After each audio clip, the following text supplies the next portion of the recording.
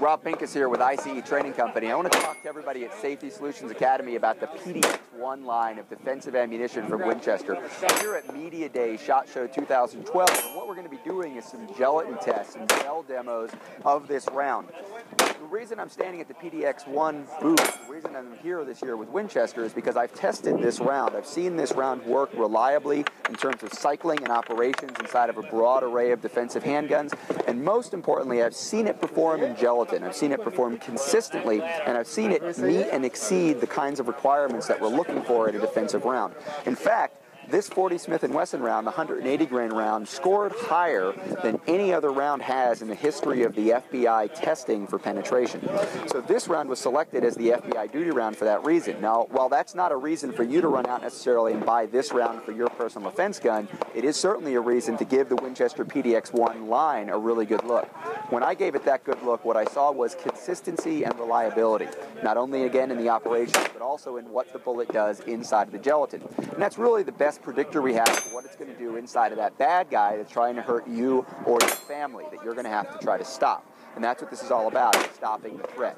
What we're looking for is consistent expansion, consistent penetration, and that's what we see. Any of the bullets in the PDX1 line, 9mm, 40 caliber, 37 SIG, are going to give you that penetration that we're looking for, that 12 to 15 inches.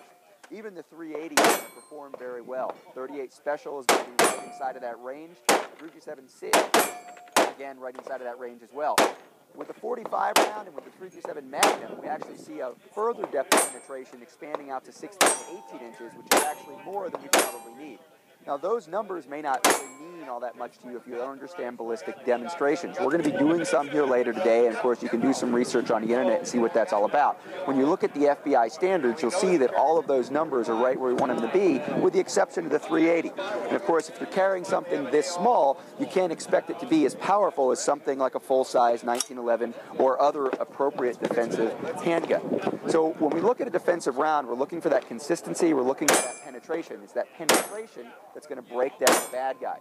I recommend 9mm for everybody for personal defense. The reason I recommend 9mm is that everyone can shoot a 9mm faster and more controlled way than they can a 40 caliber or 327 SIG.